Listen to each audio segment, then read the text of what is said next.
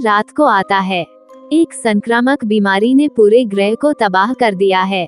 Paul और Sarah नामक एक जोड़ा और उनका किशोर बेटा ट्रैविस जंगल में एक अज्ञात स्थान पर अपने घर में अकेले रहते हैं। साराह के पिता बड को बीमारी हो जाने के बाद वे उसे मार देते हैं और उसके शरीर को जला देते हैं। उस रात वे एक घुसपैठिए को पकड़ लेते हैं जो घर में घुस आया था। पॉल उसे एक पेड़ से बांध देता है और रात भर उसके सिर पर एक बैग रखता है ताकि यह पुष्टि हो सके कि उसे बीमारी नहीं है। अजनबी विल बताता है कि वह अपनी पत्नी और छोटे बेटे के लिए ताज़ा पानी की तलाश कर रहा था। विल पानी के बदले कुछ खाने की पेशकश करता है। साराह अजनबियों को अंदर ले जाने का सुझाव देती है, ये तर्क देते हुए कि जितने ज्यादा लोग होंगे खुद का बचाव करना उतना ही आसान होगा। पॉल अनिच्छा से सहमत होता है और विल को उसके परिवार को लेने के लिए ले जाता है। रास्ते में वे दो आदमियों द्वारा घात लगाए जाते हैं। पॉल उन्हें मार देता है जबकि विल पर उसे फंसाने का आरोप लगाता है। विल पॉल के अविश्वास को शांत करता है। पॉल विल, उसकी पत्नी किम और बेटे एंड्रू के साथ वापस लौटता है।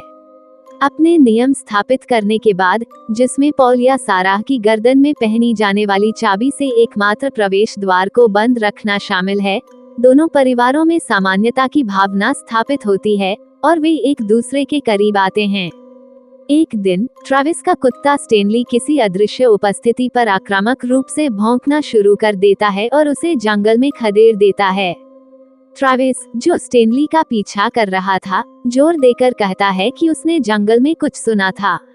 उस रात विल ने पॉल को पहले बताई गई कहानी का खंडन किया, जिसके परिणामस्वरूप पॉल का विल पर अविश्वास बढ़ता गया। उस शाम ट्रैविस को पता चलता है कि एंड्रू बड के पुराने कमरे के फर्श पर सो रहा है और उसे एक बुरे सपने से जूझना पड़ रहा है। उसे घर का सामने का दरवाजा भी खुला मिलता है। परिवार जांच करते हैं और फर्श पर खून से लथपथ और गंभीर रूप से बीमार स्टेनली को पाते हैं। वे कुत्ते को मारकर जला देते हैं। ट्रैविस द्वारा दरवाजा खुला होने के बाद साराह ने सुझाव दिया कि नींद में चलने वाले एंड्रू ने दरवाजा खोला, जिससे और अधिक अविश्वास पैदा हुआ। पॉल को संदेह है कि एंड्रू संक्रमित है और यह सुनिश्चित करने के लिए कि कोई भी बीमार न हो, उन्हें अपने अलग अलग कमरों में क्वारंटीन कर देना चाहिए। उस शाम ट्रैविस अपने दादा के बारे में एक बुरे सपने से जागता है। अगली सुबह ट्रैविस ने एंड्रू को लगातार रोते हुए सुना। किम ने विल से कहा कि उन्हें चले जाने की जरूरत है। ट्रैविस ने अपने माता पिता को बताया कि वह भी संक्रमित हो सकता है। पॉल और सारा सुरक्षात्मक मास्क और दस्ताने पहनते हैं और किम और विल का सामना करने के लिए हथियार लेते हैं। विल एक बंदूक निकालता है और पॉल को बंदी बना लेता है। वह जोर देकर कहता है कि उसका परिवार स्वस्थ है, बार बार एंड्रू को अपनी आंखें बंद रखने के लिए कहता है और पॉल को मास्क हटाने का आदेश देता है।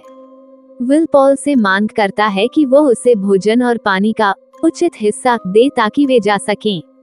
सारा और पॉल विल पर हावी हो जाते हैं और उसे और उसके परिवार को बाहर जाने के लिए मजबूर करते हैं। विल पॉल को मारने की कोशिश करता है जब तक कि सारा विल को गोली नहीं मार देती, जिससे उसकी मौत हो जाती है। किम एंड्रू के साथ जंगल में भाग जाता है। पॉल उन पर गोली चलाता है, जिससे एंड्रू और फिर किम की मौत हो जाती है। बाद में ट्रैविस बिस्तर पर जागता है। वह स्पष्ट रूप से बीमार है। उसकी माँ उसे सांत्वना देती है जब वह मर जाता है।